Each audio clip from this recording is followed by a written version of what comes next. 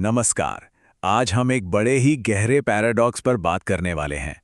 अगर हम हर पल बदल रहे हैं तो हमारा स्थायी मैं क्या है? हमारी पहचान का वो कौन सा हिस्सा है जो कभी नहीं बदलता?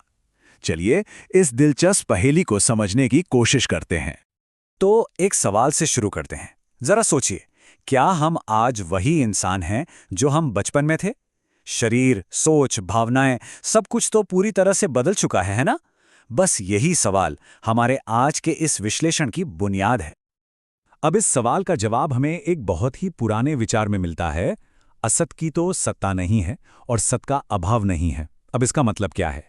इसका सीधा सा मतलब है कि जो चीज़ अस्थायी है, जो बदल रही है, उसका कोई स्थायी अस्तित्व नहीं हो सकता। और जो चीज़ असली है, वास्तविक है, वो कभी खत्म नहीं हो सकती। यही वो फ्रेमवर्क है जिससे हम अपनी पहचान के रहस्य को समझेंगे। तो इसका मतलब ये हुआ कि यहाँ दो तरह की रियलिटीज हैं। एक है असद, यानी वो सब कुछ जो टेम्पररी है और लगातार बदल रहा है, जैसे हमारा शरीर, हमारा मन, हमारी इंद्रियां। और दूसरी है सत, यानी वो जो हमेशा रहने वाला है, जो कभी नहीं बदलता, जिसे हम आत्मा या अपना असली स्व कह सकते हैं। ठीक है, तो चलिए सबसे पहले असत पर फोकस करते हैं। ये हमारी पहचान के वो हिस्से हैं जो हर पल, हर क्षण बदल रहे हैं। और अक्सर हम इन्हीं को गलती से अपना असली मैं मान लेते हैं। तो वो कौन सी चीजें हैं जो बदल रही हैं? हमारा शरीर, हमारी इंद्रियां, हमारा मन और हमारी बुद्धि। ये सारी चीजें एक कांस्टेंट फ्लो में है, एक प्रवाह की स्थिति में। जो सोच आज हमारे लिए एकदम पक्की है, हो सकता है कल वो हमें सही ना लगे। और ये सिर्फ कोई फिलॉसफिकल बात नहीं है, इसके पीछे तो बायोलॉजिकल प्रूफ भी है। हमारे बचपन से लेकर बुढ़ापे तक हमारे शरीर और दिमाग की लगभग हर एक कोशिका कई कई बार बदल जाती है।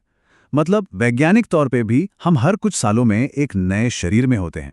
तो यहाँ पर एक बहुत बहुत बड़ा सवाल उठता है कि अगर सब कुछ, लिटरली सब कुछ बदल रहा है, शरीर से लेकर विचारों तक, तो फिर वो क्या है जो कांस्टेंट है? वो कौन है जो इन सारे बदलावों को देख रहा है? और यहीं से ये पूरी चर्चा बहुत ज्यादा इंटरेस्टिंग हो जाती है। अब हम उस असत यानी बदलाव से हटकर उस सत की खोज करेंगे जो इस पूरी उथल-पुथल के बीच भी एकदम स्थिर रहता है। इसे समझने के लिए एक बहुत ही बढ़िया एनालॉजी है। जरा सोचिए, किसी चलती हुई ट्रेन को आप तभी गति में महसूस कर पाते हैं जब आप एक स्टेबल, एक स्थिर प्लेटफॉर्म पर खड़े हों, है ना? बिल्कुल इसी तरह जीवन में हो रहे बदलावों को महसूस करने के लिए भी एक स्थिर देखने वाला, एक अनचेंजिंग ऑब्जर्वर का होना जरूरी है। चलिए इस बात को एक और भी सिंपल एग्जाम्पल से समझते हैं। मान लीजिए एक 80 साल के इंसान को उनके 2 साल की उम्र की एक तस्वीर दिखाई जाती है। वो उस तस्वीर को देखते ही क्या कहेंगे? वो तुरंत कहेंगे, अरे ये तो मैं हूं। बस इस एक छोटे से वाक्य में ही सारा राज छिपा है।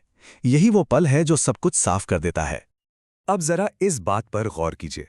उस 2 साल के बच्चे और 80 साल के बुजुर्ग के शरीर में, मन में, विचारों में जमीन आसमान का फर्क है। शायद एक भी सेल सेम नहीं है, लेकिन वो जो मैं की फीलिंग है, वो जो आईनेस है, वो बिल्कुल वही है। इससे ये साफ होता है कि इस बदलते हुए शरीर के अंदर कुछ तो है जो कभी नहीं बदलता। और इसी कभी न बदलने वाले एलिमेंट को, इसी साक्षी को आत्मा कहा गया है। यही है वो सत, हमारा असली परमानेंट सेल्फ, जो जीवन की इस पूरी यात्रा को देखता है। तो ये जो आत्मा है, ये बचपन में भी वही है, जवानी में भी वही है और बुढ़ापे में भी वही। और ये यात्रा ये यहीं खत्म नहीं होती। इस विचार के मुताबिक ठीक जैसे ये आत्मा इन स्टेजेस से गुजरती है, वैसे ही शरीर के खत्म होने पर ये एक नए शरीर में चली जाती है। ये एक लगातार चलने वाली यात्रा है। तो आज की इस पूरी बातचीत का सार क्या है? यही कि हमारे होने के 2 पहलू हैं। एक है असत, जो बदलता रहता है, जैसे हमारा शरीर, हमारा मन, और दूसरा है सत, यानी वो परमानेंट आत्मा जो इन सारे बदलावों को देखती है। और ये समझ हमें एक बहुत ही गहरे सवाल पर लाकर छोड़ देती है कि अगर ये बदलता हुआ शरीर और मन मैं नहीं है, तो फिर असली मैं क्या है? इस पर सोचिएगा जरूर।